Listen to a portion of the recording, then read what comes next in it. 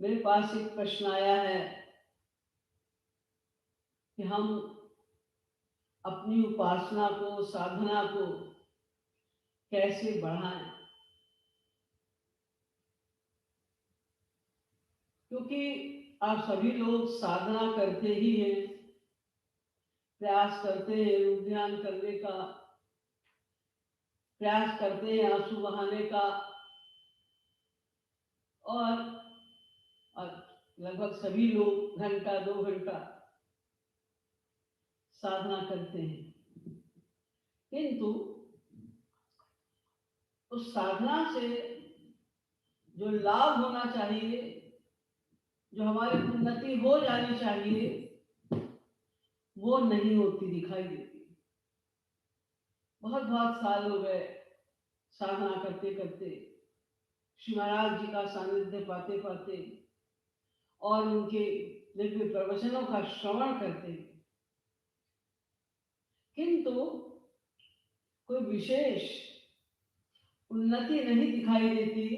तो स्वभावतः ये प्रश्न उठता है कि हमारी साधना में गड़बड़ क्या है, कमी क्या है कि हम साधना कर रहे हैं तो भी हमारी भक्ति जैसी बढ़ जानी चाहिए वो नहीं बढ़ रही है। और ये भी सही है कि आप सब लोग श्री महाराज जी के सानिध्य में रहे हैं, उनकी दिव्यवाणी का श्रवण किया है, उनके संपर्क का पूरा पूरा लाभ उठाया है, उनके स्नेह का के जल से आप लोग स्नान किए हुए हैं। इस ऐसे भाग्यशाली जीव इस पृथ्वी पर कितने होंगे? आप सोचिए, शंकराचार्य जी ने कहा था कि इस पृथ्वी पर रहने वाले मनुष्यों के लिए 3 चीजें बहुत दुर्लभ हैं जो केवल विशेष भगवत कृपा से ही प्राप्त होती है। दुर्लभम त्रयमेवैतत् दैवानुग्रह कारकम मनुष्यत्वम मुमुक्षुत्वम महापुरुष संशय। ये 3 चीजें क्या है? मनुष्यत्वम, नंबर 1, मनुष्य देह का मिल जाना। ये हमारे हाथ में तो है, क्योंकि ये तो तमाम जन्मों के कर्मों का फल होता है और इसका निर्णय केवल भगवान ही ले सकते हैं कि हमें कौन सा देह मिले, कहाँ पर मिले, किस परिवार में, किस देश में मिले। ये केवल इसका हिसाब किताब, क्योंकि ये हमारे एक जन्म के कर्म नहीं है, अनंत जन्मों के कर्म हैं, उसके फल हैं, जो कि थोड़े थोड़े करके हर जन्म में हमसे भुगवाए जाते हैं। अब वो हिसाब केवल भगवान ही रखते हैं। तो हमको मनुष्य देह जो मिला, अब सोचिए कोई ये कहे कि हमको इसलिए मनुष्य देह मिला क्योंकि हमने बहुत पुण्य कर्म किए थे,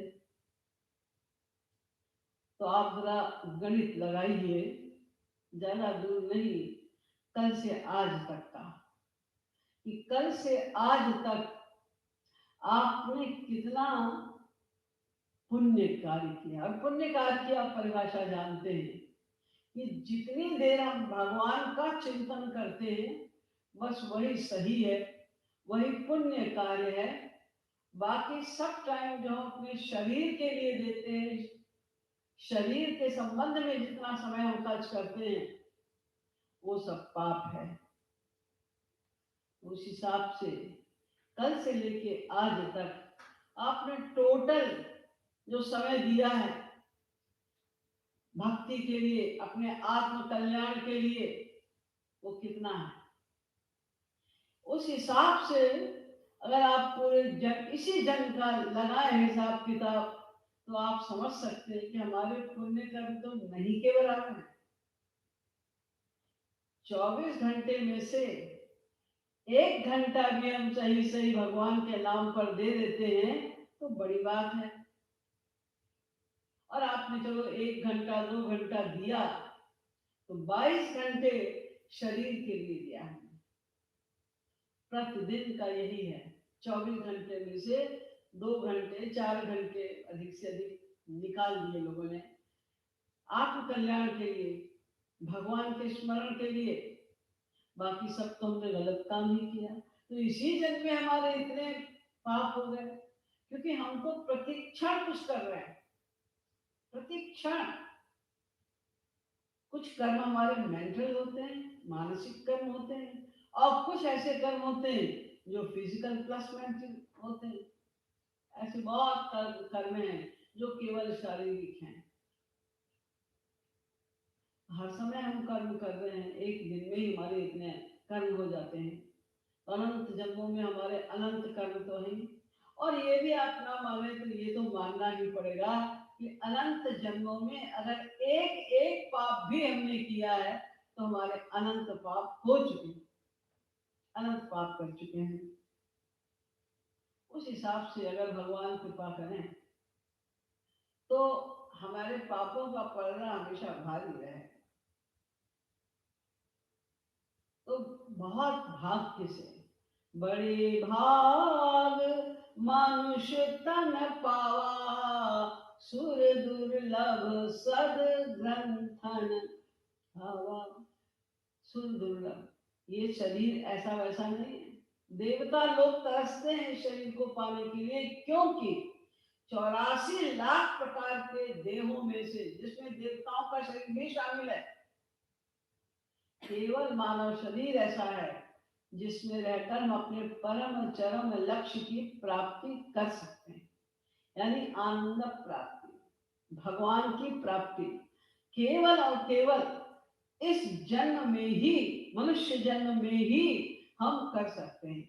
बाकी सब भोग योनियां हैं, केवल मनुष्य योनि कर्म योनि। तो पहली कृपा भगवान की ये कि हमको मनुष्य देह मिल जाए, वो मिल गया। दूसरा मुमुक्षुत्व, हमारे अंदर ये इच्छा जागृत हो जाए कि हम ईश्वर प्राप्ति कर लें। श्री महाराज जी की कृपा से आपको वो चीज भी प्राप्त है। आप सब यहाँ इसीलिए बैठे हैं, इसीलिए इस प्रवचन को सुन रहे हैं कि आप जानना चाहते हैं, पाना चाहते हैं कुछ, और जानना चाहते हैं कि हम उसको पाएं कैसे। क्योंकि आपको इतना ज्ञान तो हो चुका है कि हमारा अंतिम लक्ष्य केवल श्री कृष्ण के निष्काम प्रेम को प्राप्त करना है, यही अंतिम लक्ष्य है। लक्ष्य तो बहुत सारे होते हैं जीवों के, लेकिन अंतिम लक्ष्य क्या है? श्री कृष्ण की सुख के लिए श्री कृष्ण की परम निष्काम सेवा को प्राप्त करना। तो मोक्षत्व भी प्राप्त हो गया हमको। और तीसरी चीज है जो बहुत ही इंपॉर्टेंट है और विशेष भगवत कृपा से ही प्राप्त होती है, वह महापुरुष का संग। इस विषय में भी आप लोग बहुत भाग्यशाली हैं, क्योंकि उच्चतम स्तर के महापुरुष हमें प्राप्त हुए और उन्होंने हमारे साथ बिल्कुल अपनेपन के साथ में, गुरु बनकर नहीं, जगत गुरु बनकर नहीं, अपनेपन के साथ में घर के एक सदस्य की भांति हमें समस्त शास्त्र वेदों का जो सार है वो सरलतम भाषा में हम लोग की बुद्धि के स्तर पे उतर कर हमको वो सब कुछ उन्होंने ज्ञान भी दिया। तो हम लोग तो परम सौभाग्यशाली जीव हैं। इसके आगे भगवत कृपा और क्या होगी? भागवत में लिखा है, नृदेहमाद्यम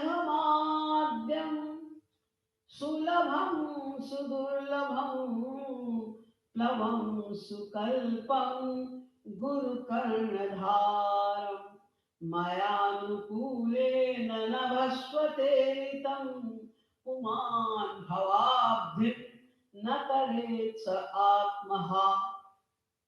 इसी को यही बात तुलसीदास जी ने बहुत सरल शब्दों में, हिंदी में तो संस्कृत है, लिखा है कि नर तनुभव बारिधि कह बेरो सन्मुख मरुत अनुग्रह बेरो कर्णधार सद्गुरु दृढ़ नावा, दुर्लभ काज सहज कर पावा। और जो न तरई भव सागर, नर समाज अस पाय, सो कृत निंदक मंदमति, आत्म हन गति जाए। इतना कुछ बालक बना हुआ है, मनुष्य देह मिल गया, हमारे हमको भव सागर से पार उतारने के लिए नौका के रूप में मानव शरीर मिल गया। इस नौका को चलाने वाले एक्सपर्ट हमको एक नाविक गुरु के रूप में मिल गया। और इतना कुछ पाने के बाद भी जो न तरई भव सागर, नर समाज अस पाय, सो कृत निंदक मंदमति, आत्म हन गति जाए। सो परक दुख पावै, सिर धुनि पछताए। तुलसीदास जी कह रहे हैं कि इतना कुछ हो जाने के बाद भी सब कुछ, सब प्रकार की कृपाएं जिसके ऊपर हो गई हो, और फिर भी वो ना सोचे आत्म कल्याण की बात, तो आत्म हन गति जाए, उसकी वही गति होती है। तो सबसे बड़ा अपराध होता है वो आत्महत्या का अपराध होता है। भूत प्रेत की योनि उसमें जाना पड़ता है उसको। तो जो व्यक्ति अपने आत्मा का इस प्रकार हनन कर रहा है, उसे आत्महत्यारे की सीख मिलती है, आत्महत्या कहलाता है। तो हमें तो इतनी बड़ी कृपाएं प्राप्त हो गई हैं, तो हमें क्या करना है, क्या समझना है, कहाँ गड़बड़ी रह गई। महाराज तो सारी फिलॉसफी हमको बता दी, तो हमारे समझने में कहाँ त्रुटि रह गई है, इस पर हमें बार बार विचार करना पड़ेगा। क्योंकि मैं काफी दिनों से मैं ही यहाँ पर प्रवचन दे रही हूँ, फिर आप लोग तो बराबर श्री महाराज जी के मुखारविंद से प्रवचन सुनते हैं, अनेकानेक प्रचारकों के मुखारविंद से प्रवचन सुनते रहते हैं। तो कोई बात नई नहीं है, जो कुछ मैं बता रही हूँ या बताऊंगी या मैं बता चुकी हूँ, उसमें कोई भी बात नई नहीं है। जो सब श्री महाराज द्वारा प्रदत्त ज्ञान है, जिसको महाराज जी ने हजारों बार हम लोगों को समझाया है। तो हमें ये समझना है कि हमारा अंतिम लक्ष्य तो श्री कृष्ण प्रेम की प्राप्ति है, और उसके लिए करना क्या पड़ेगा? एक ही चीज है, केवल भगवान को प्राप्त करने के लिए भक्ति। न तो ज्ञान, न योग, न किसी प्रकार का कर्म, न तपश्चर्या, किसी भी चीज से भगवान प्रसन्न नहीं होते। ना हम वेदै न तपसा, न ज्ञाने न चेज्जया। चाहे तप हो, ज्ञान हो, यज्ञ हो, कुछ भी हो, कोई चीज मुझे प्रसन्न नहीं कर पाती, केवल भक्ति। भक्ति से राम ही केवल प्रेम पियारा, जान ले जो जान रहा। तो ये जो भक्ति है, ये भी तीन प्रकार की होती है। एक कहलाती है स्वरूप सिद्धा भक्ति, दूसरी है संग सिद्धा भक्ति, और तीसरी है आरोप सिद्धा भक्ति। स्वरूप सिद्धा भक्ति उसे कहते हैं जिसमें हम परम निष्काम होकर, केवल निष्काम श्री कृष्ण की निष्काम सेवा के लिए ही कामना रख के विशुद्ध भक्ति करते हैं। हमें और कुछ नहीं चाहिए, और किसी चीज से मतलब भी नहीं, न कर्म से, न ज्ञान से, न योग से, किसी चीज से कोई मतलब नहीं है। हम दिन रात साधना जब करते हैं केवल श्री कृष्ण के सुख के लिए, उनकी सेवा के लिए, तो वो कहलाती है स्वरूप सिद्धा भक्ति। और दूसरी जो संग सिद्धा भक्ति है, इसमें कर्म ज्ञान आदि का मिश्रण होता है। यानी ऐसा भक्त कर्म या ज्ञान की साधना भी करता है और भगवान के भक्ति संबंधी साधना भी करता है, ये निम्न कोटि की। और तीसरे है आरोप सिद्धा भक्ति, जिसमें कि भक्त वैदिक कर्मों को करता तो है, लेकिन समस्त कर्मों का फल भगवान को ही सौंपता जाता है। यानी इसलिए कर्म नहीं करता वो कि इस कर्म का हमें फल मिलेगा। वो कर्म करता है संसार में आदर्श स्थापन के लिए कर्म करता है, लेकिन कर्म का फल नहीं चाहता, वो सब श्री कृष्ण को ही अर्पित कर देता है। तो ये 3 प्रकार के भक्त होते हैं। हम लोग को जो श्री महाराज जी ने भक्ति बताई है वो स्वरूप सिद्धा भक्ति है, यानी परम निष्काम भक्ति। ये हमारा प्राप्तव्य है, यही हमें प्राप्त करना है। तो पहली बात तो ये है कि हमको ये समझना है, इसको कहते हैं श्रद्धा, यानी विश्वास के साथ मन में ठानना है कि ये लक्ष्य है हमारा, इसे हमें प्राप्त करना है, इसी जन्म में प्राप्त करना है। हमने अभी ये लक्ष्य दृढ़ता पूर्वक नहीं बनाया है। हम लोग के माइंड में ये है कि हमें भगवत प्राप्ति करनी है, लेकिन भगवत प्राप्ति ही करनी है, क्योंकि ये तो समझ लिया है कि हम माने आत्मा है, और आत्मा का तो केवल परमात्मा ही संबंधी हो सकता है, और कोई हो ही नहीं सकता। और ये संसार तो आत्मा के कल्याण के लिए, भगवत प्राप्ति के लिए दिया गया है, वो साधन स्वरूप, साधन धाम मोक्ष कर द्वारा, और ये संसार शरीर को चलाने के लिए दिया है। तो जो हमें साधन रूप में मिले हैं शरीर, और शरीर को चलाने के लिए संसार, हम इसी में अटकते रह गए, अपने आप को भूल गए। ये भूल गए कि हम कौन है, हमारा कौन है, ये पूरी तरह भूल गए हम, और इसी संसार की भाग दौड़ में लगे गए। वो ना छूटे, और कुछ भी छूट जाए, भगवान की भक्ति छूट जाए, यहीं पर सत्संग होता है। प्राय नहीं आता है, आप लोग में से कोई कोई नहीं आते, क्यों नहीं आए? जरा वहां जाना था, जरा ये क्लास था, जरा उससे बात करनी थी, जरा ये सब क्या है कि हमने अभी समझा नहीं कि लक्ष्य क्या है हमारा, लक्ष्य ही नहीं समझा अभी हमने। तो सबसे पहले तो हमको ये समझना है कि हमको ये मानव देह मिला क्यों है।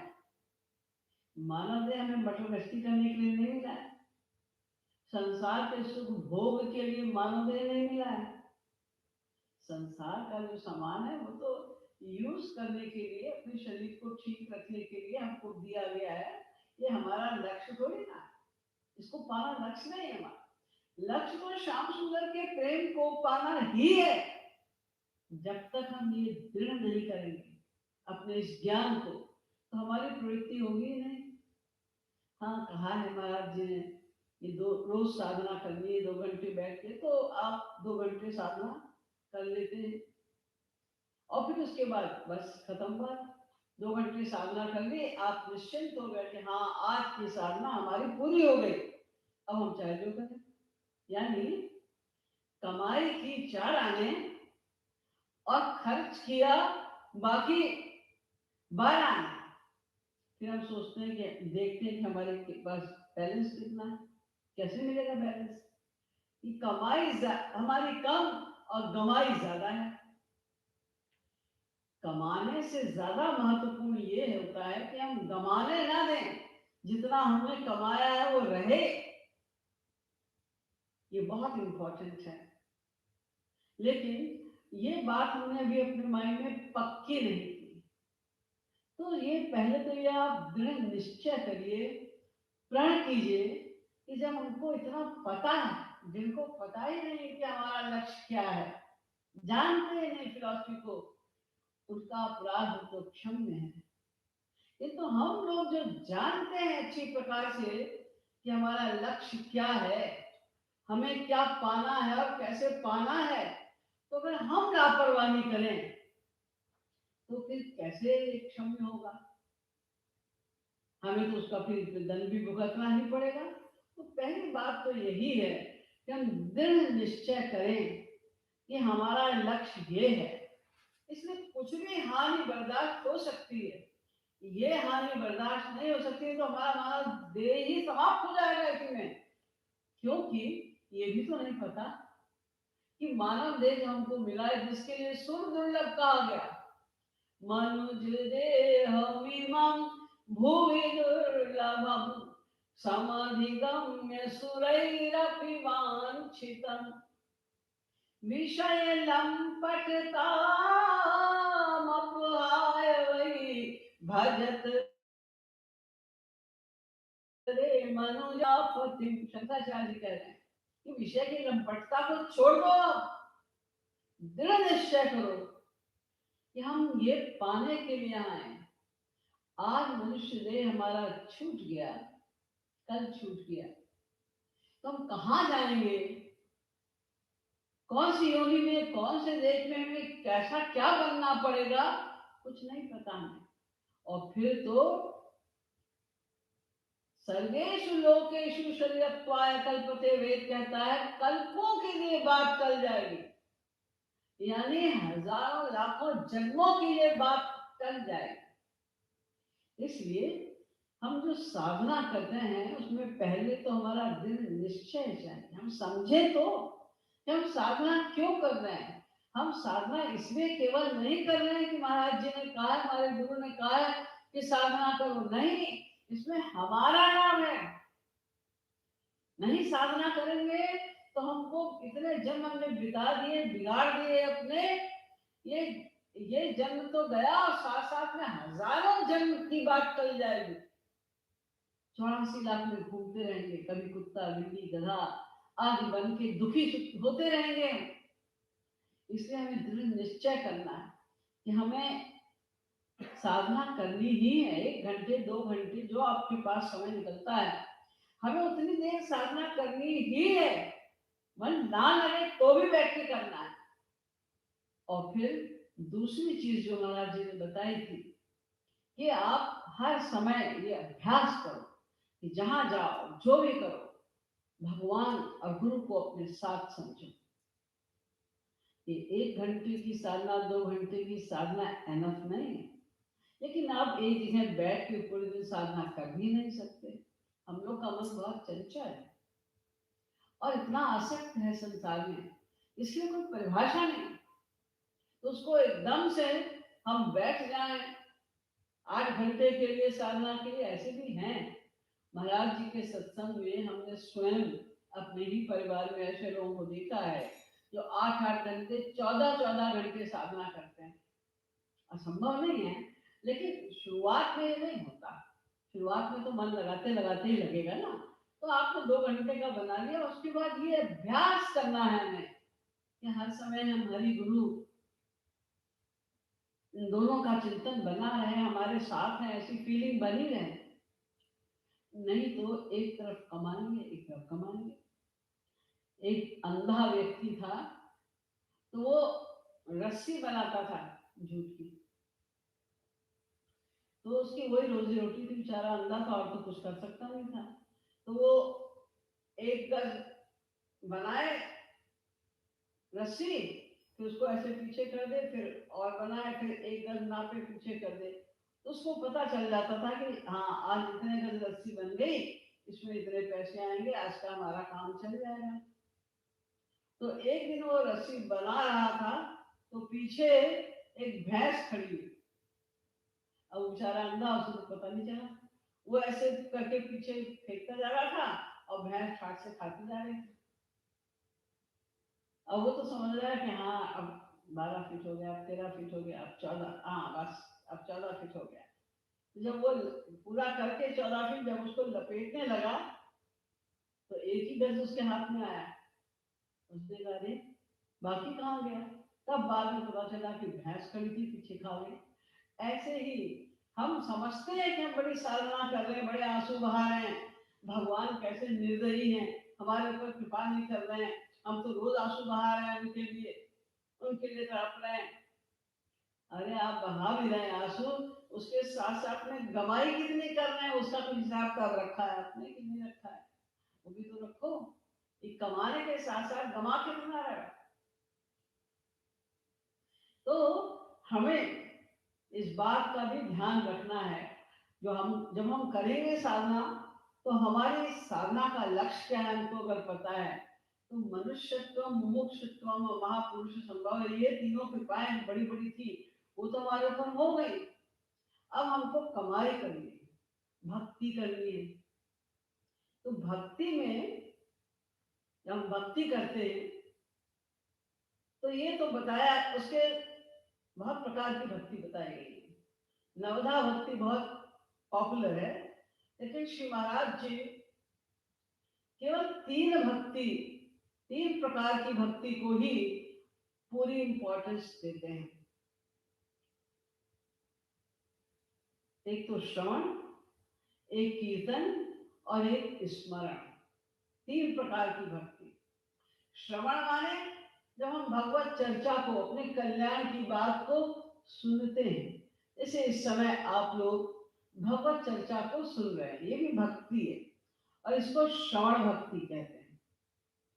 दूसरी है कीर्तन, जब हम गाकर बजाकर भगवान के गुणों का गान करते हैं, उसको कीर्तन कहते हैं। और स्मरण माने हृदय से भगवान के विषय में सोचना, उनके किसी रूप का ध्यान करें, भगवान में मन को लगाना, उनसे मन को जोड़ना, इसको स्मरण भक्ति कहते हैं। किंतु आप चाहे कीर्तन करें, श्रवण करें, कुछ भी करें, स्मरण आवश्यक है। जैसे इस समय आप श्रवण भक्ति कर रहे हैं, यदि आप ध्यान से सुन रहे हैं और आपके मन में आ रहा है कि हाँ भाई, महाराज जी के द्वारा दिया गया ये ज्ञान बहुत ही प्रेशियस है, वैल्यूबल है, हमें इसका पालन करना चाहिए, आप उसको ग्रहण कर रहे हैं, ग्रहण करने की चेष्टा कर रहे हैं और ये भी संकल्प कर रहे हैं कि हाँ, हमें इसका पालन करना है। क्योंकि श्रवण, मनन, निधिध्यासन, ये तीनों चीज हो तब श्रवण हमारा सक्सेसफुल होता है। सुना, फिर उसके ऊपर कॉन्सेंट्रेट किया, खूब सोचा, विचारा, करना है ये हमारा से कितना लाभ है इत्यादि सोचा, और फिर निधिध्यासन, उसको हमने अपनी प्रैक्टिस में भी हम लाए। तो श्रवण, मनन, निधिध्यासन, ये तीनों हो तो श्रवण सक्सेसफुल होता है। और जब कीर्तन हम करने बैठते हैं तो कीर्तन जो हम कर रहे हैं, चाहे उनके नाम का कीर्तन कर रहे हैं, चाहे उनके गुण का कीर्तन कर रहे हैं, चाहे लीला का कीर्तन कर रहे हैं, हम श्री कृष्ण का ध्यान कर रहे हैं। उनके चिंतन के साथ यदि हम कीर्तन कर रहे हैं तब तो हमारा कीर्तन करना सार्थक है, और नहीं तो जैसे हम बाकी गाने गाते हैं वैसे ही वो हो गया। अगर ध्यान करते हुए, स्मरण करते हुए हम कीर्तन कर रहे हैं और कीर्तन नहीं भी कर रहे हैं, आप फिल्मी गाना ही गा रहे हैं, लेकिन आप ध्यान श्री कृष्ण का कर रहे हैं, ध्यान, आपका मन जुड़ा हुआ है श्री कृष्ण के साथ, तो वो कीर्तन है, वो भक्ति है। आप मंदिर में भी बैठे हुए हैं, भगवान के सामने भजन कर रहे हैं और सोच संसार के बारे में रहे हैं, अपने बाल बच्चों के बारे में सोच रहे हैं, बिजनेस के बारे में सोच रहे हैं, या किसी और विषय में सोच रहे हैं, आप भगवान से आपका मन नहीं जुड़ा है, संसार में कहीं आपका मन जुड़ा हुआ है, तो वो कीर्तन नहीं।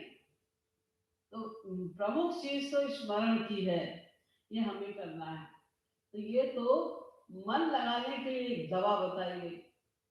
हमारा लक्ष्य है श्री कृष्ण के निष्काम सेवा, निष्काम प्रेम प्राप्त करना, और उसकी दवा क्या है? साधना करो, श्रवण, कीर्तन, स्मरण करते हुए, इन तीनों चीजों को ध्यान में रखते हुए हमें उनका स्मरण करना है। ये इसकी औषधि हो गई। और उसका जब कोई डॉक्टर कोई दवा देता है तो साथ में परहेज भी बताता है।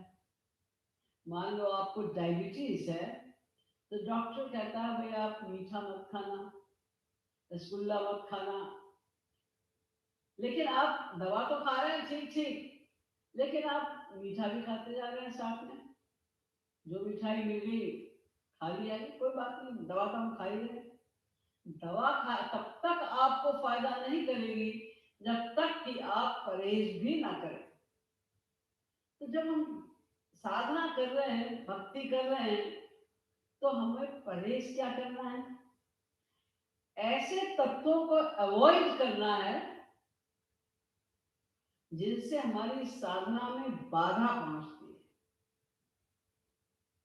क्योंकि हमारा लक्ष्य अब क्या है, अब हमने भक्ति का निर्णय ले लिया है कि हमें करना है, तो हमारा लक्ष्य क्या है कि हमारा मन निरंतर श्याम सुंदर में लगा रहे, इधर उधर ना जाए, और कहीं चला जाए तो फिर लाओ उसको, फिर चला जाएगा फिर लाओ। ये लक्ष्य हमने बनाया है अपना। तो कोई अगर बाधा, ऐसी कोई चीज हो जिससे हमारे स्मरण में, चिंतन में बाधा हो, तो उसको हमें हटाना है, उससे हमें छुट्टी पाना है। तो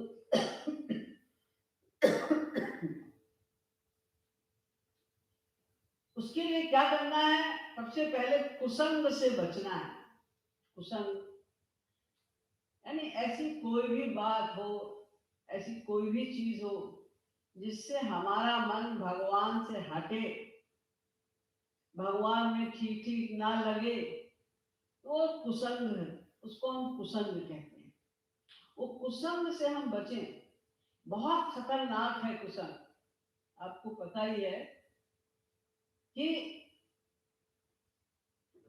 अजामिल, जिसके लिए भागवत में लिखा है तो धर्मात्मा भी था, और उसका इंद्रियों पे इंद्रिय जित था, वो पूरा पूरा कंट्रोल, सारे धर्म शास्त्रों का उसका ज्ञान, इतना महान व्यक्ति था, और एक सेकंड के कुसंग के कारण कहाँ गिर गया वो। वैश्य से विवाह कर लिया, 11 पुत्र उसके हो गए, ये सब गड़बड़ हो गई जरा सा कुसंग मिलने के कारण। तो हमें उससे बचना है, जो बाधक तत्व है। एक बाधक तत्व तो जिसको श्री महाराज जी ने अपने राधा गोविंद गीत में लिखा है कि भूत प्रतिबंध और वर्तमान प्रतिबंध। भूत प्रतिबंध क्या है कि पुरानी बातों को सोचना। जब आप पुरानी बातें सोचते हैं, अब 10 साल 15 साल पहले कोई बात हुई होगी, अब आप सोच के बड़े मगन हो गए, वहां कोई है ही नहीं, अभी उसकी कोई बात ही नहीं। बहुत सी स्त्रियों को मैंने देखा है, वो हमारे पास आती हैं और फिर अपनी बात करने लगती है कि हमारी सास थी, उसने हमको ऐसे किया, हमको इतना कह के बकायदा रोने लगती है। तो मैं पूछती हूँ, आपकी सास को मरे कितने साल की? तो वो खुद ही बुढ़िया दिख रही थी। तो आपकी सास को मरे कितने साल हुआ? तो कहते हैं 20 साल 22 साल करीब हो गया। अब तुम तब की बात याद करके आंसू आ रही हो तो क्या फायदा हो रहा है? तो पुरानी पुरानी बातों को याद करके दुखी होना, या उनको उन बातों को याद करके बड़ा प्रसन्न होना, खुश होना, क्या मिलेगा इससे? आपका टाइम खाली वेस्ट हो रहा है। ना तो आपकी सास अब सुनने आ रही है कि हमारी बहू अब क्या बुराई कर रही है हमारी, ना आप किसी की तारीफ कर रहे हैं तो वो सुनने आ रहा है, आपका टाइम खराब जा रहा है। तो भूत प्रतिबंध ये बहुत टाइम खराब कर देता है। यहाँ तक कि लोग किसी के बारे में बहुत पुरानी बात सोचते, गुस्से में उसने ऐसा किया, मुझे इसको तो उसको मार डालना चाहिए था। अरे तो मार देते तो आप क्या सोच रहे हो, फायदा क्या सोचने का? लेकिन ऐसा होता है। ये भूत प्रतिबंध में हमारा टाइम बहुत खराब जाता है।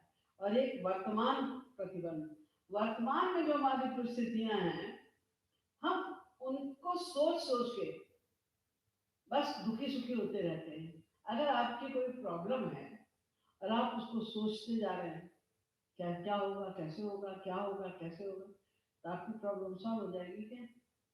केवल ये सोचने से ये प्रॉब्लम है तो मैं क्या करूँ, कुछ सॉल्व नहीं हो जाएगा। अब शांति से बैठिए, भगवान का स्मरण करिए, जो आपके प्रारब्ध में आ रहा है सामने आपके, थोड़ा वेट करिए, सब वही होगा जो होना है। इस दुखी होने से, बैठकर चिंतन करने से कोई प्रॉब्लम सॉल्व नहीं हुआ करती। तो भूत प्रतिबंध और वर्तमान प्रतिबंध, ये दोनों से हमें बचना है। क्यों हमें पिछला सोचना है? क्यों अपना टाइम हमें खराब करना है?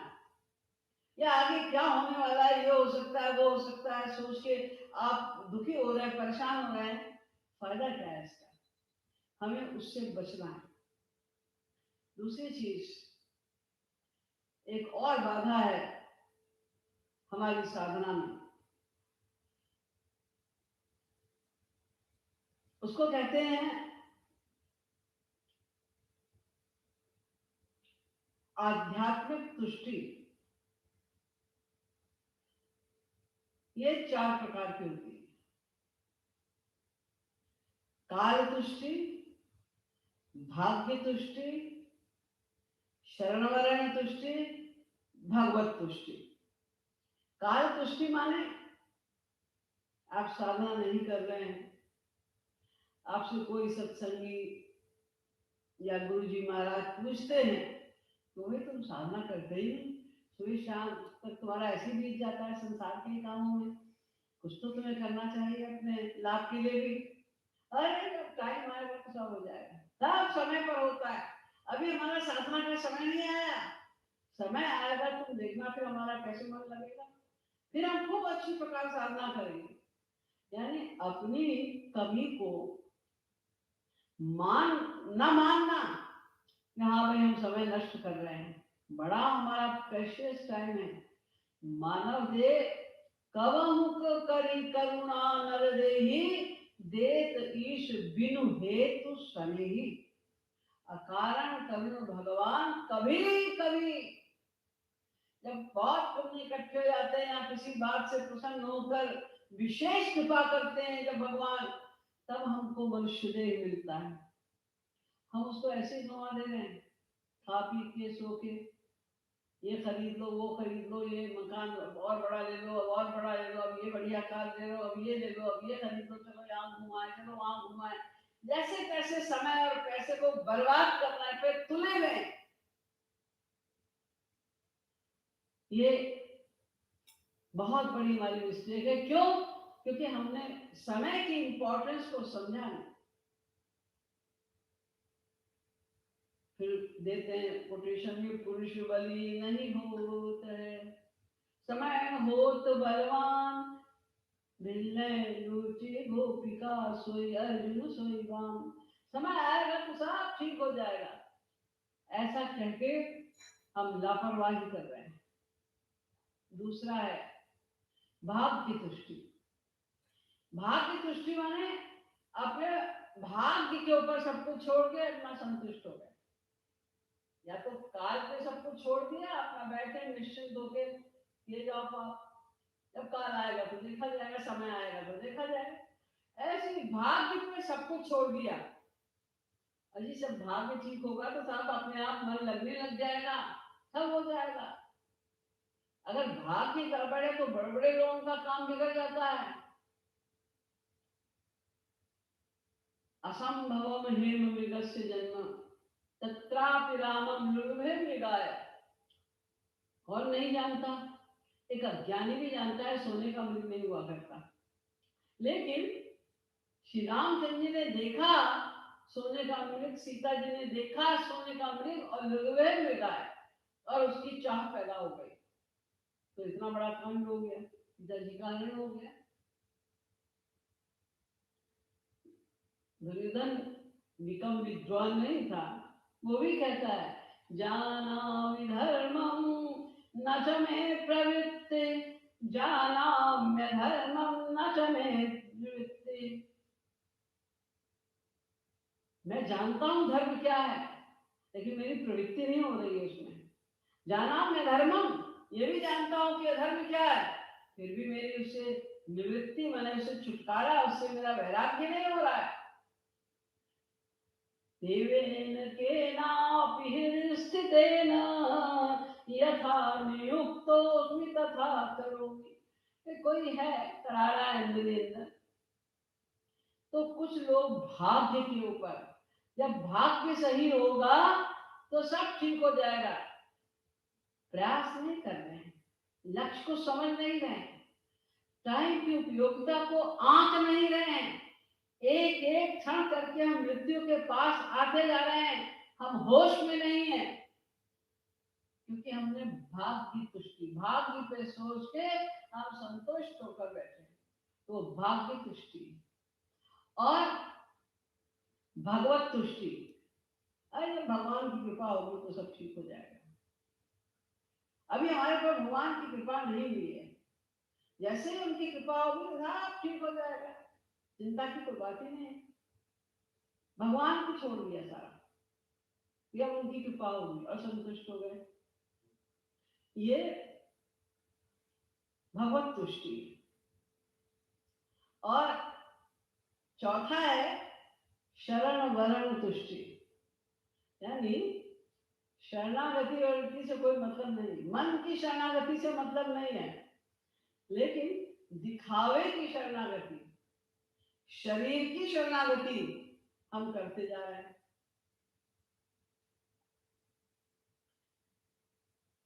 पंडित लोग जब कोई यज्ञ वगैरह करते हैं तो एक मंत्र बोलते हैं, हाथ में पानी ले लिया, उसको नाक से लगाते हैं और फिर वो बोलते हैं, एक मंत्र बोलते हैं, सूर्यश्च मामन्युश्च मन्युगतेभ्यः पापेभ्यो रक्षन्तां यत्रात्रा पापमकाशं मनसा वाचा काभ्यां पद्भ्यां मुद्रेण शिश्ना रात्रि तदवलुं पतु। इसका मतलब ये है, वो उन्होंने हाथ में पानी दिया हुआ है और वो कह रहे हैं कि कल रात तक यद रात्र्या पाप मकाशम, जो मैंने रात तक यानी कल सुबह से लेकर रात तक मैंने जो भी पाप किए हो, मनसा वाचा हस्ताभ्याम पद्भ्याम, मन से, वाणी से, हाथ से, पैर से, किसी से भी कल तक मैंने जो भी पाप किए हो वो सब चला जा। पानी फेंक दिया उन्होंने बाएं कांख से, सारे पाप चले गए। इसी प्रकार जब सूर्य की संध्या करते हैं तो कहते हैं यदन्ना पापमकाशं मनसा वाचा हस्ताभ्याम पद्भ्याम मुद्रेण शिश्ना रात्रि तदवलुं पतु किंचित् दुरितं न। और दिन में जो मैंने पाप किए वो तो रात में चले गए, रात वाले पाप दिन में चले गए, पानी फेंक दिया ना इधर से उधर, बस निष्पाप हो गए। ये 4 प्रकार के आध्यात्मिक तुष्टियां होती हैं और 3 प्रकार के कपूया चरण होते हैं। पूय शब्द का अर्थ होता है पवित्र, और कपूय का मतलब होता है अपवित्र। हमारे 3 प्रकार के अपवित्र चरित्र होते हैं, वो है जिम्म भाव, अनृत भाव और माया भाव। जिम्म भाव माने सीधी सीधी बात ना करके टेढ़ी मेढ़ी, यानी कुटिलता की बात करना, मन में कुछ और है, ऊपर से हम कुछ और कह रहे हैं। इस संसार में हम लोग की आदत पड़ी, अच्छा करवाने के चक्कर में हम, मन में कुछ भी होगा।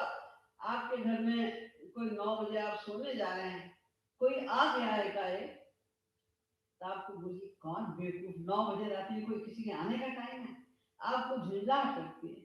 आप दरवाजा खोलते हैं, आपके मित्र खड़े हुए हैं वहां पर, ओ अच्छा शर्मा जी आइए आइए, बहुत दिनों बाद आए, आपको बहुत खुशी भी मिलती। अंदर से तो वो परेशान हो रहा है, गुस्सा आ रहा है कि क्यों आया है इस टाइम पर, 9 बजे सोने का टाइम होता है, और ऊपर से बहुत खुशी दिखाए गए, ये खाइए वो खाइए। वो जा रहे हैं, अरे थोड़ी देर और बैठिए, चाहता तो ये कि जल्दी जाए और कहता नहीं कि थोड़ी देर और बैठ जाइए। कुटिलता वाली बात है।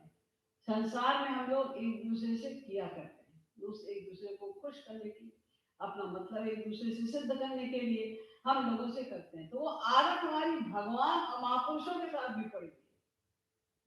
हम अपने गुरु को भी नहीं छोड़ते।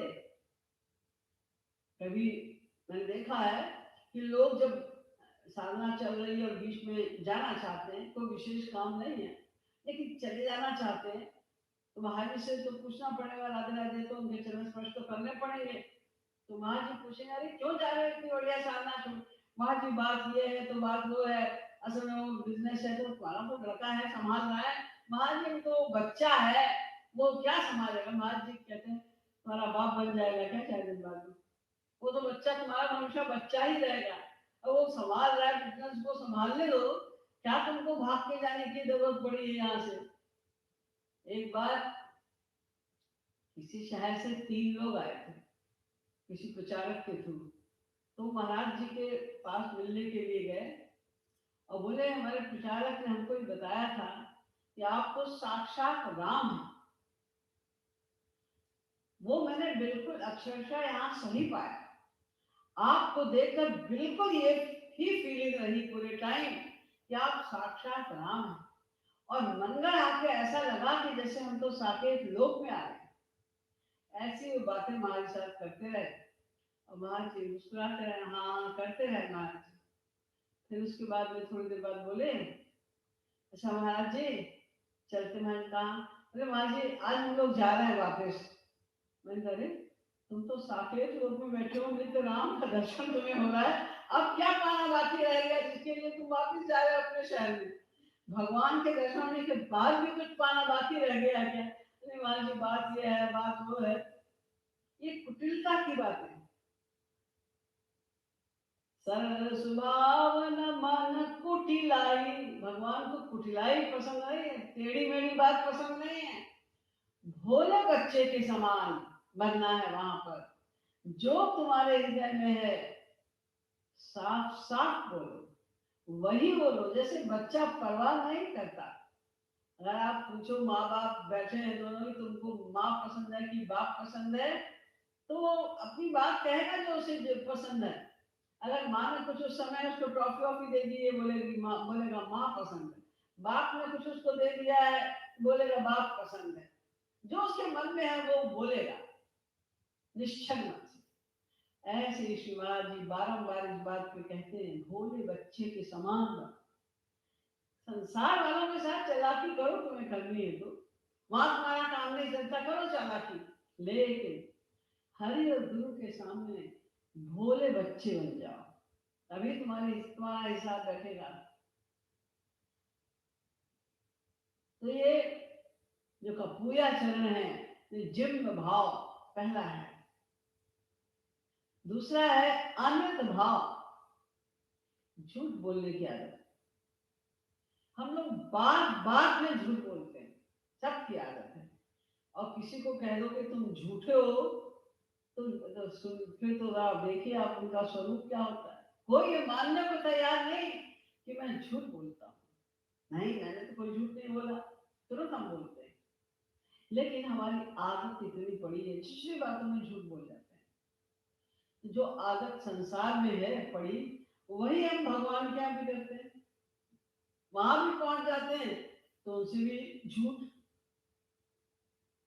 ये सोचिए कि हमने आज तक अपने आप को ये माना ही नहीं कि हम पापी हैं, हमारी बुद्धि कुटिल है,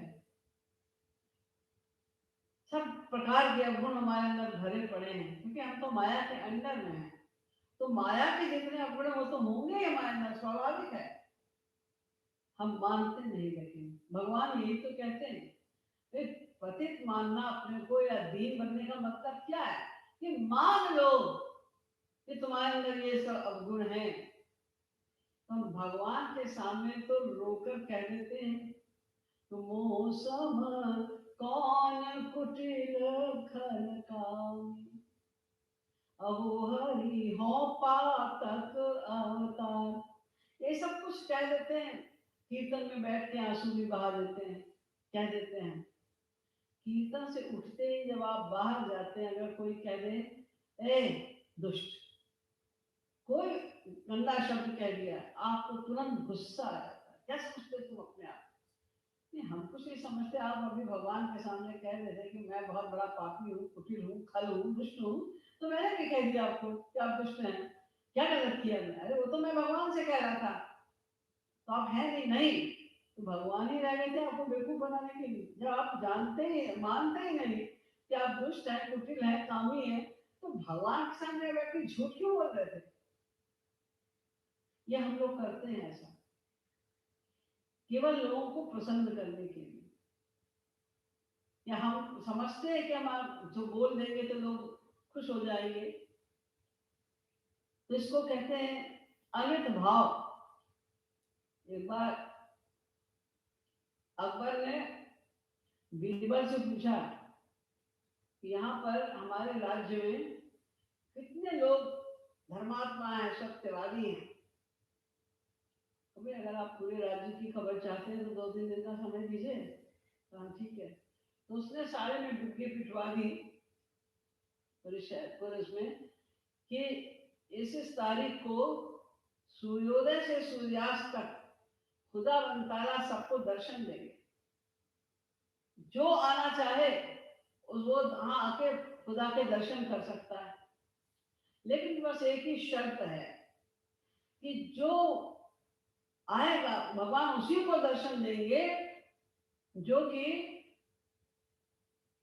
पापी ना, जिसने कोई भारी पाप ना किया, उसी को दर्शन देंगे और सबको नहीं देंगे। तो सबने कहा हमने क्या पाप किया है, हम तो चलेंगे दर्शन करेंगे। तो सुबह 6 बजे से दर्शन का टाइम था, 5 बजे से इतनी लंबी लाइन लग गई। तो एक आदमी जब पहला गया अंदर तो देखा खुदा तो दिखे वहां गधा बना था, तो वो तो बड़ा घबरा गया, बोले गधा बना है। लेकिन ये भी अनाउंसमेंट हुआ था कि अगर कोई पापी है तो उसको भगवान दर्शन नहीं देंगे। तो मैं पापी हूँ क्या? बड़ा चक्कर में पड़ गया। जब बाहर आया सबने कैसा हुआ भगवान के दर्शन? हाँ अरे बहुत बढ़िया दर्शन हुए, इतना नूर था, ऐसा प्रकाश निकल रहा था, ऐसे बिल्कुल खूब उसने हाथ दी। तो सोचा अगर मैं कहूंगा कि मुझे तो गधे के दर्शन हुए, बाकी लोगों को अगर भगवान के दर्शन हुए तो मैं सारे शहर में बदनाम हो जाऊंगा कि मैं पापी हूँ, इस शहर का सबसे बड़ा। इसलिए उसने अपनी हाथ दी। कोई दूसरा आदमी गया, उसको भी गधे के दर्शन हुए। मैं पहले तो भगवान के दर्शन हुए और मुझे गधे के दर्शन हो रहे हैं, तो इसका मतलब ये कि मैं पापी हूँ क्या? लेकिन मैं बाहर लोगों से कह दूंगा कि मुझे गधे के दर्शन हुए, लोग क्या कहेंगे? तो इसलिए उसने भी हाथ की खूब लंबी चौड़ी, यहाँ उसको दर्शन हुए। ऐसे एक के बाद एक सब जाते गए और सब वहां बांधा ही गधा था बीरबल ने, तो सबको गधे के दर्शन हुए, लेकिन किसी ने भी नहीं कहा कि मुझे गधे के दर्शन हुए। जब शाम हो गई तो उसने बीरबल ने अकबर से कहा कि जहां पना एक बड़ी मिस्टेक हो गई आज। तो क्या? अरे खुदा ताला खुद आया यहाँ आपके शहर में, आपके राज्य में, तो आपको सबसे पहले जाके उनको वेलकम करना चाहिए था, आप गए नहीं। अरे हाँ तुमने बताया नहीं पहले, मैं तो नहीं सोच पाया। तो कोई बात नहीं, अब उनका जाने का टाइम हो रहा है, आप उनको सियोर कराइए, इतना तो करिए कम से कम। तो ठीक है। तो वो जब गए तो उनको भी गधा दिखाई दिया। सारी प्रजा को भगवान के दर्शन हुए, मैं ऐसा हूँ तो मुझे गधे के दर्शन हो रहे हैं। अब लोग क्या कहेंगे, जहाँ का राजा ही पापी है तो वहां की प्रजा का क्या हाल होगा? तो उन्होंने जब बाहर निकले तो बीरबल ने पूछा कैसा हुआ दर्शन? बहुत बढ़िया, अरे वाह बीरबल बहुत धन्यवाद, तुमने तो क्या मुझे खुदा के दर्शन करा दिया है, तो मजा आ गया। फिर अकबर ने कहा बीरबल एक बात मेरी समझ में नहीं आई, सब देख रहे हैं कि भगवान के दर्शन करने गए, तुम इतने भक्त हो तुम नहीं गए? तो उनका भाई मैं तो खुदा को मानता नहीं, मैं तो रामकृष्ण का भक्त हूँ, हिंदू हूँ, इसलिए मैं गया नहीं। मैं मुझे लगा कि मुझे दर्शन देंगे नहीं। बोले अरे तुम इतने विद्वान हो कि क्या बात करते हो, हिंदू मुसलमान की और खुदा और भगवान में क्या अंतर है, जाओ तुम भी दर्शन करके आओ। उसको तो पता ही था गधा बना है। तो वो आया तो उसने कहा मुंह लटका क्या है? तो अकबर ने पूछा क्या बात है, क्या हुआ? तो उन्होंने कहा कि मुझे तो पहले ही पता था भगवान मुझे दर्शन देंगे नहीं, मुझे तो गधे के दर्शन हुए। तो अकबर ने कहा बीरबल जरा यहाँ आओ, मुझे भी गधे के दर्शन हुए मैंने बताया नहीं किसी को, तो लोग क्या कहेंगे? तो फिर हंसने लगे। उनका अब आप समझ गए होंगे कि राजा से लेकर प्रजा तक कितने लोग यहाँ पर धर्मात्मा हैं, सच बोलने वाले हैं।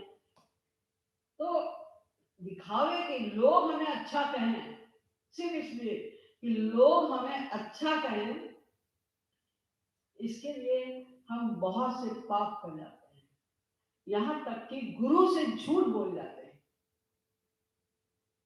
कुछ बहाना कर जाते हैं। तो ये अमृत भाव कहलाता है कि अपने को अच्छा कहलाने के लिए। एक व्यक्ति रोज मंदिर में जाके दर्शन करके आता था। तो एक दिन लोगों ने, और शाम को खूब शराब पी लेता था, वहां पे पब भी जाए और वहां खूब शराब पिए, शराबियों में उसका नंबर 1 था। और मंदिर में रोज सबसे पहले जाए, वहां भी सबने भी ये बड़ा भक्त है, ये तो सबसे पहले यहाँ पर आता है मंदिर में दर्शन करने के लिए। तो जो पूछा किसी से, कहता है शाम को खूब सी पी, सुबह को तौबा कर ली। शाम को खूब चढ़ा लिया और सुबह जाके भगवान के सामने क्षमा मांग ली, तो उससे क्या होगा? रिंद के रिंद रहे, हाथ से जन्नत न गई। रिंद माने शराबी। एक तो शराबियों में मेरा नाम टॉप पे रहा और हाथ से जन्नत न गई, और जब भगवान भी समझते रहे कि ये मेरा पक्का भक्त है, रोज आता है सबसे पहले। ऐसा हम लोग समझते हैं कि भगवान को हम एक्टिंग से, जैसे संसार में हम एक्टिंग करते हैं प्रेम की, उनको वेलकम करने की, उन्हें अच्छा कह के उन्हें खुश करने की, तो भगवान भी उसी तरह खुश हो जाएंगे। किंतु भगवान तो सर्वांतर्यामी है, वो हमारी झूठी बातों से कैसे खुश हो जाएंगे? तो हमें अमित ये गुरु और भगवान के साथ हृदय को स्वच्छ रखना है, झूठ बोलने की प्रवृत्ति को हटाना होगा। और तीसरा है मायावाद। मायावाद माने लोक रंजन। दो आंसू जरा से क्या आ गए तो खूब जोर जोर से रोना शुरू कर दिया, जैसे कहीं का हमें गोपी प्रेम प्राप्त हो गया, रोना शुरू कर दिया। जरा सा मन में इच्छा हुई, अच्छा लगा कीर्तन, भाव जगा, थोड़ा सा भगवत कृपा हुई, गुरु कृपा हुई, तो खड़ा होकर नाचने लगा। तो नाचने का ऐसा अभिनय करेगा जैसे वो भाव में नाच रहा है, भाव इस अवस्था में नाच रहा है, उसको शरीर की सुधि नहीं है, पता ही कुछ नहीं है। ये सब जो दिखावा होता है, लोक रंजन, इससे बहुत बड़ा लॉस होता है। क्योंकि अगर आप लोक रंजन करेंगे, दिखाएंगे कि हम बहुत बड़े भक्त हैं, आपको भाव नहीं आ रहा है, बस आपकी इच्छा हुई चलो नाचे, अच्छा लगा थोड़ा, और आपने शो कर दिया कि हमको तो भाव वेश में आ गए, तो लोग कहेंगे अरे भाई आपकी तो बड़ी ऊंची स्थिति है, आप तो भाव भक्ति में पहुंच गए, आपको भावेश आता है। तो बस हम फूल के कुप्पा हो जाएंगे, हमारा अहंकार और तीव्र हो जाएगा। और भक्ति में सबसे पहली चीज महाप्रभु जी ने बताई है कि जहां पर अगर दीनता नहीं है, अहंकार का ऑपोजिट है दीनता, अगर दीनता नहीं है तो फिर भक्ति की शुरुआत भी नहीं हो सकती। वो तो उसमें सबसे प्रमुख बात है अहंकार ना हो। हम लोग को छोटी छोटी चीज का अहंकार हो जाता है, तो हम उस अहंकार में इतने डूब जाते हैं कि भगवान को भूलने लग जाते हैं। इसीलिए कुंती ने ऐसा विलक्षण वरदान मांगा तो आज तक किसी ने नहीं मांगा हो। क्या? कि विपदा संतु नश्वत तत्र तत्र जगत गुरु भवतो दर्शनम यत्स्याद पुनर्भव दर्शन। भगवान जब मिले उनका वरदान मांगो तो उनका मुझे पग पग पर हर टाइम मिले, विपत्ति मिले, कोई मेरी इज्जत ना करे। क्यों? क्योंकि ये सब अगर मिलेगा, खूब सम्मान मिलेगा, खूब हमें प्रॉस्पेरिटी होगी हमारे पास में, सब तरफ से हम भले चंगे होंगे, तो भूल जाएंगे आप। उसी के चक्कर में, वो मान सम्मान के चक्कर में, धन धान्य के चक्कर में अहंकार भर जाएगा और हम आपको भूल जाएंगे। संत ने लिखा है सुख के माथे सिर पर नाम हृदय ते जाए, बलिहारी वा दुख की जो पल पल नाम रटाए। पल पल नाम रटाए। जब दुख होता है, दुख में सुमिरन सब करें, सुख में करें न कोई। जो दुख में सुमिरन, जो सुख में सुमिरन करे तो दुख काहे को हो। सुख मिला और भगवान को भूले। अब मटर गश्ती तफरी, खूब पैसा है तो यहाँ चलते हैं घूमने, चलो वहाँ शराब पीते हैं, ये करते हैं वो करते हैं, ये सब गंदी आदतें, ये तामसी वृत्ति अपने आप बढ़ेगी। अर्थो नर्थस्य कारणम, अनर्थ का सबसे बड़ा कारण तो अर्थ है, धन है, और हम लोग वही मांगते। किसी के लॉटरी खुल जाए तो कहता वाह भगवान की बड़ी कृपा हो गई। ये कृपा नहीं है भगवान की, कि तुम्हारा प्रारब्ध था, तुमको मिल गया पैसा, वो ठीक है। भगवान तो कहते हैं यस्यामनुप्रेरणामि हर्ष्य तद्धनम शनैः, मैं जिस पर कृपा करता हूँ उसका धन छीन लेता हूँ, देता नहीं हूँ। ये तो नष्ट का कारण है, मैं क्यों दूंगा?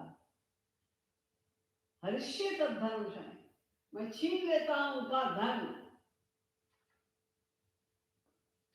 तो ये जो आपको बताए, ये 3 कपूया चरण हैं, हमें इनसे भी बचना है। लोक रंजन से बहुत बचिए। इसका ये मतलब नहीं है कि अगर आप कीर्तन कर रहे हैं, आपको नेचुरली कुछ आंसू आ रहे हैं, तो आप उसको दबाने की चेष्टा करें। नहीं, जो आंसू आते हैं, एक आंसू भी कभी आता है तो गुरु की विशेष कृपा से आता है, साधना के बल पर नहीं आता आंसू। रूप ध्यान होता है जब ढंग का, ये साधना के बल पर केवल नहीं होता, आपके प्रयास से प्रसन्न होकर गुरु की कृपा से होता है। ये आंसू भगवान के लिए गुरु कृपा से होते हैं।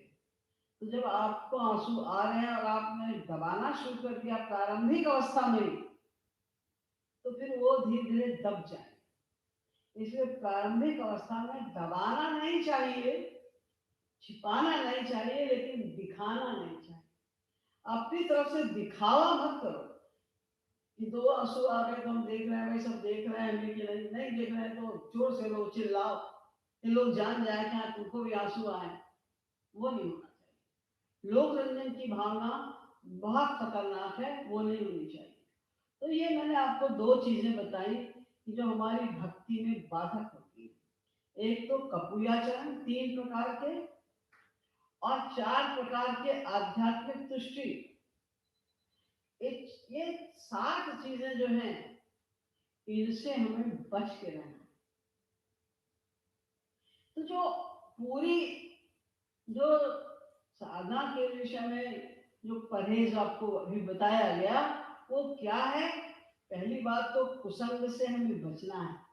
आपके गुरु के खिलाफ, आपके सत्संग के खिलाफ, आपके इष्टदेव के खिलाफ, आपके जो पथ है आपका भक्ति, इसके खिलाफ कोई कुछ भी थोड़ा भी बोलता है, उसका साथ छोड़ दो तुरंत, मत सुनो उसकी बात। आपके घर का मेंबर है तो निग्लेक्ट करो, मत सुनो उसकी वो बात, और साफ साफ कह दो तुम ये बात करोगे तो हम तुमसे बात करेंगे ही नहीं, हमें नहीं सुनना है।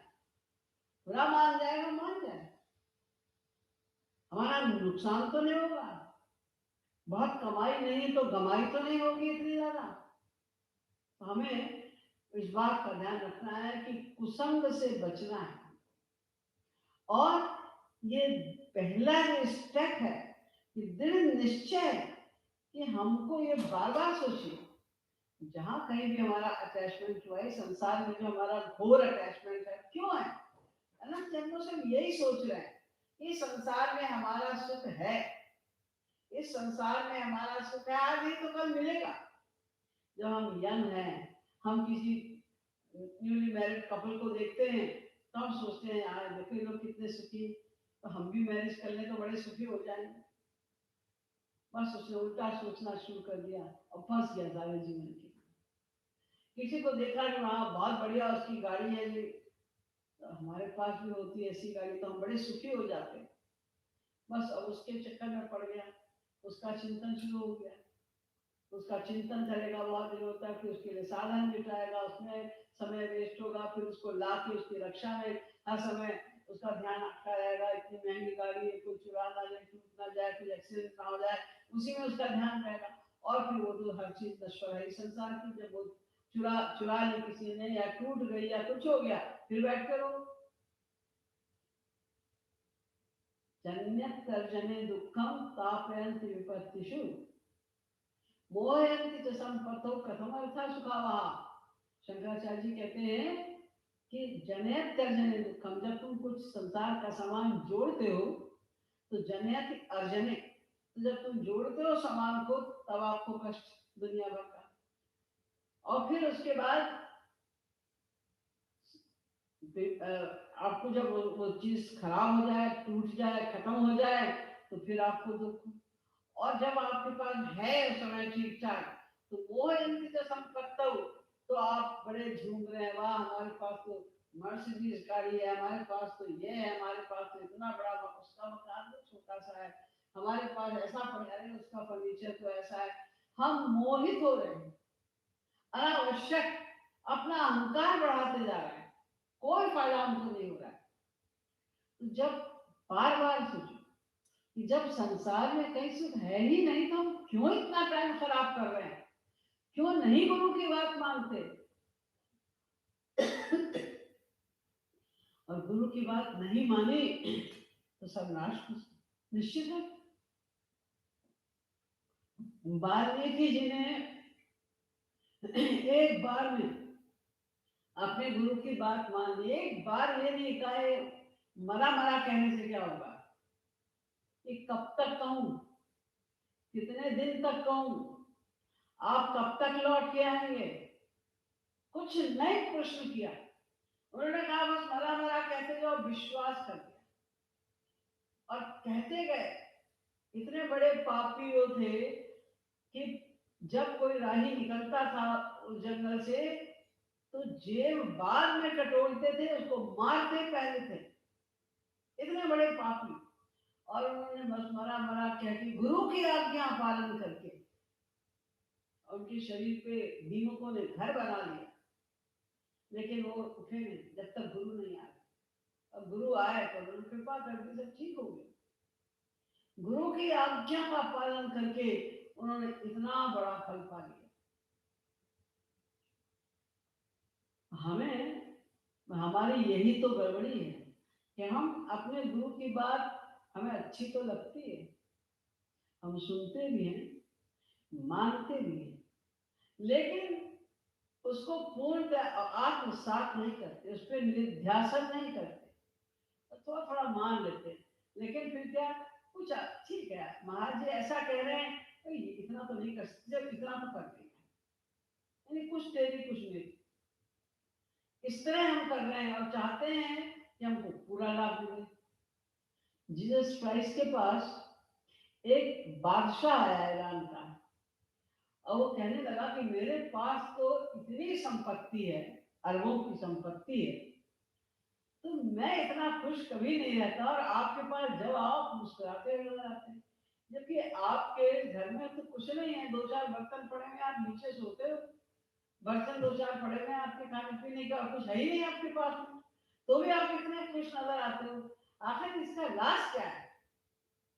उन्होंने कहा देखो ऐसा करो, तुमको मिल जाएगी, जो हैप्पीनेस मेरे पास में है वो हैप्पीनेस तुम्हें भी मिल जाएगी। एक काम करो, क्या, तो जो संपत्ति तुम्हारे पास में है वो सब मुझे दे दो, तो मैं अपनी संपत्ति तुम्हें दे दूंगा, ये हैप्पीनेस वाली। तो चक्कर में पड़ गए, नहीं दे तो देंगे लेकिन सारी संपत्ति इनको दे दूंगा, तो बोले ऐसा नहीं 50-50 में चलेगा। उनका अगर तुम 50-50 दोगे तो 50-50% मिलेगी हैप्पीनेस तुमको, तो सारा तुम्हें कैसे मिल जाएगा, दोगे तुम 50% और चाहोगे पूरा, ऐसा कैसे पॉसिबल हो पाएगा। तो हमें विश्वास अगर हो जाए तो गुरु क्या ना कर दे, वो तो तैयार बैठा हुआ है करने के लिए। लेकिन हम लोग जब तक स्टेप बाय स्टेप माने नहीं पूरी पूरी बात, तो कल्याण नहीं होगा। शंकराचार्य जी के पास एक बार एक काशी का विद्वान था, उसने जब बहुत तारीफ सुनी शंकराचार्य जी की, तो सोचा कि मैं इन्हीं का शिष्य बन जाऊं। शंकराचार्य जी के पास आया और उनसे निवेदन किया कि मैं आपका शिष्य बनने आया हूँ। शंकराचार्य जी कुछ लिख रहे थे, उन्होंने उसकी तरफ देखा भी नहीं, शिष्य बनेगा, तेरे अंदर शिष्य बनने की योग्यता भी है। तो क्या कहा आपने, अरे मैं, मेरी वो देखिए तो सही, मैं कौन हूँ, मैं महापाप इतना बड़ा विद्वान काशी में कहलाता हूँ, मेरा ये नाम है, और आपने कैसे कह दिया कि मेरे अंदर काबिलियत नहीं शिष्य बनने की। तो शंकराचार्य जी मुस्कुराए और बोले, अभी तो तू मेरा शिष्य बनने आया था, और अब तू मेरे से बराबरी कर रहा है, क्या आप मुझसे शास्त्रार्थ करके देखिए, आपको पता चलेगा कि मैं कितना बड़ा विद्वान हूँ। तुम मुझसे अगर शास्त्रार्थ करना है तो मेरा शिष्य कैसे बनेगा तू? भाग जाए यहाँ से। बाद में उन्होंने रियलाइज किया कि हमने गलती की, हम तो उनके शिष्य बनने गए थे और उनके साथ रॉब दिखाने गए। अब कैसे कह दिया आपने कि मुझे कुछ नहीं आता, शास्त्रार्थ करने लगी। जब उन्होंने क्षमा मांगी तो उनका देखो, ज्ञान मार्ग पर चलने के लिए पहली स्थिति ये है, कंडीशन उसकी, कि तुमको हम्बल होना पड़ेगा। ज्ञान बिना हम्बलनेस के, बिना दीनता के नहीं प्राप्त हो सकता। तुम्हें तो बहुत अहंकार है अपने ज्ञान का। तो क्या करें? तो जाओ वृंदावन और गोवर्धन की परिक्रमा करो सारे दिन, और सिर्फ राधे श्याम बोलो, एक टाइम भिक्षा मांग के खाना खाओ। ठीक है। अब उन्होंने कहा हमको पाना है इनसे ज्ञान, जो ज्ञान शंकराचार्य जी के पास है वो ज्ञान पाना है, मुझे मुक्ति चाहिए।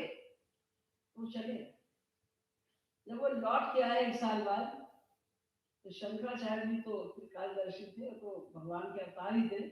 तो उन्होंने उस आश्रम की भंगिन को बुलाया और उससे कहा कि देखो अभी एक सफेद कपड़े पहने एक पंडित जी आ रहे होंगे, तो जब वो आए तो अपने झाड़ू का कूड़ा उनकी तरफ उड़ा देना। तो मुझे बहुत डांटेंगे मारेंगे, मेरी चिंता नहीं करो, हम तुमको इनाम देंगे। तो जब पंडित जी आए तो उन्होंने झाड़ू से कूड़ा उनके उड़ा दिया। बहुत बिगड़े हो, तुझे दिखाई नहीं देता, मैं नहा धो के अपने 1 साल के बाद अपने गुरु के पास मिलने जा रहा था, तूने ये घर का कूड़ा मेरे उड़ा दिया, मुझे फिर नहाना पड़ेगा। बहुत गुस्सा हो गए, मारने दौड़े उसको।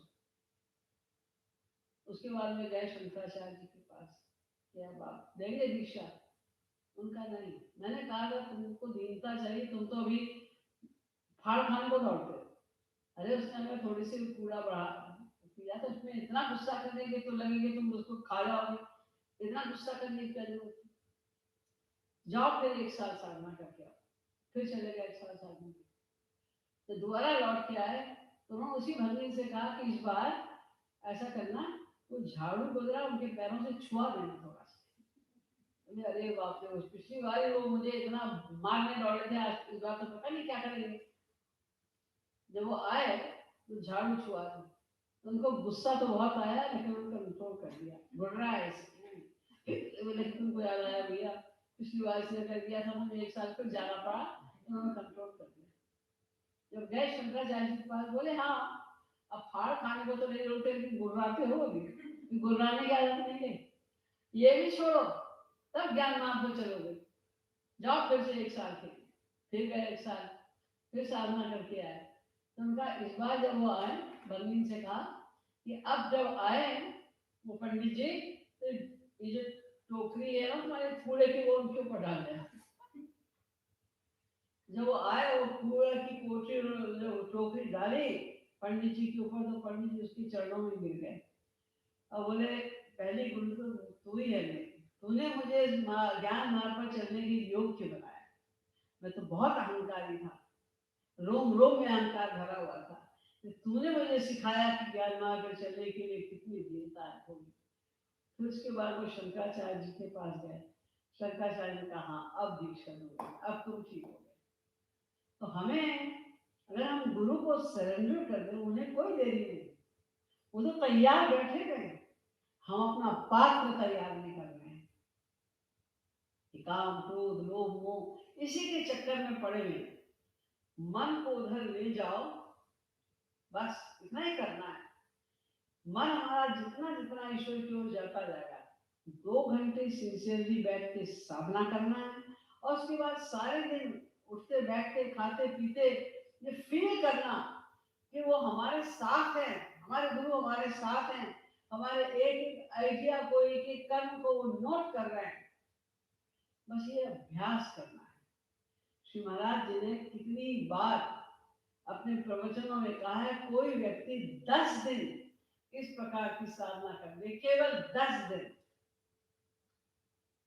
पहले तो लोग हजारों वर्ष तक तपश्चर्या करते थे, तब भी ये फल नहीं पा पाते थे।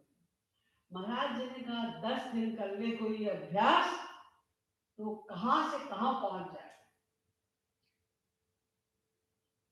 तो हम लोग को इसी बात को मान के श्री महाराज जी की प्रयास करना चाहिए। जितनी ज्यादा हम ये बात सोचेंगे कि हमारा सुख श्री कृष्ण में है, गुरु की आज्ञा पालन से हमको श्री कृष्ण का प्रेम मिलेगा, और ये संसार हमारा है नहीं।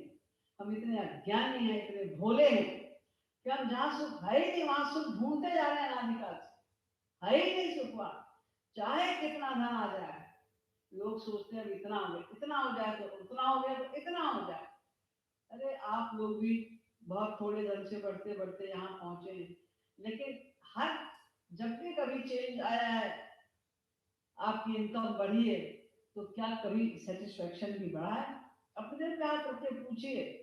आप एक कमरे के मकान में रहते तब भी इतने असंतुष्ट थे, एक 2-3 कमरे के अपार्टमेंट में रहते तो भी इतने असंतुष्ट थे, इतने ही असंतुष्ट। फिर आपने मकान ले लिया, उतने ही असंतुष्ट थे, फिर और बड़ा मकान ले लिया, उतने ही असंतुष्ट है। फिर जब व्यास जी ने कहा हिरण्यम पशवस्त्रिय नालमेकस्य पर्याप्तम तस्मात् तृष्णाम परित्यजेत्। अरे ये सब क्या है? अगर तुमको सारी पृथ्वी की प्रॉपर्टी तुम्हारे नाम कर दी जाए, सारी प्रॉपर्टी एक व्यक्ति को दे दी जाए, तो भी तुम्हारी और पाने की इच्छा खत्म नहीं हो सकती, क्योंकि तुमको ये सब चाहिए ही नहीं। तुम्हारी ये गलतफहमी है कि तुमको धन दौलत चाहिए, तुम रिच होना चाहते हो, तुम्हारी गलतफहमी है। तुम रिच नहीं होना चाहते, तुम्हें आनंद चाहिए। तुम आनंद के चक्कर में ये सब इकट्ठा करते जा रहे हो सामान। इससे आनंद नहीं मिला, इससे मिल जाएगा, इस चीज से आनंद मिला, इससे मिल जाएगा, इतने धन से आनंद मिलेगा, इतना मिल जाए, इससे मिल जाएगा, अब इतना धन और पाले तो इससे मिल जाएगा। बस ये भ्रम जो है हमारा, इल्यूजन, इसी को मृग तृष्णा कहते हैं। जैसे मृग, एक हिरण रेगिस्तान में भागता है, दूर से देखता है बालू को चमकता हुआ, सोचता है ये पानी है, वहां तक भाग के रहता है, वहां भी बालू, तो आगे वाली बालू ओ वो देखा होगा हमने, फिर वहां तक भागते रहता है, वो भी बालू, फिर आगे वाली बालू को देखता है, ये देखा होगा हमने, वो पानी, भागते जा, वहां कहीं पानी है ही नहीं तो मिलेगा कैसे? ऐसे हम चाहे जितनी दौड़ लगा लें, चाहे जितनी बड़ी होड़ कर लें पैसों के विषय में, धन धान्य के विषय में, सुख नहीं मिलेगा, क्योंकि है ही नहीं, मिलेगा कहां से? सुख है ही नहीं संसार में, ना मिलेगा। तो हमें तो बस गुरु के चरणों में अर्पित होना है, उनकी ये बात मान के जो बाधाएं बताई श्री महाराज जी ने, उन बाधाओं को ध्यान में रखते हुए लापरवाही को छोड़कर हमें ये प्रण करना है कि हमको इसी जन्म में भगवत प्राप्ति करनी है। 1-2 घंटा बैठ के साधना करिए, बाकी टाइम में ये कर्मयोग की साधना में अपने सब कर्म करो जो करने हैं संसार के, और श्री कृष्ण का चिंतन करते जाओ, गुरु का चिंतन करते जाओ। ऐसा करने से ही हमारी उपासना बहुत तेजी से बढ़ सकती है, और कोई साधन नहीं है। बोले श्रीमद सतगुरु सरकार की जय, श्रीमद युगल सरकार की जय। जय जय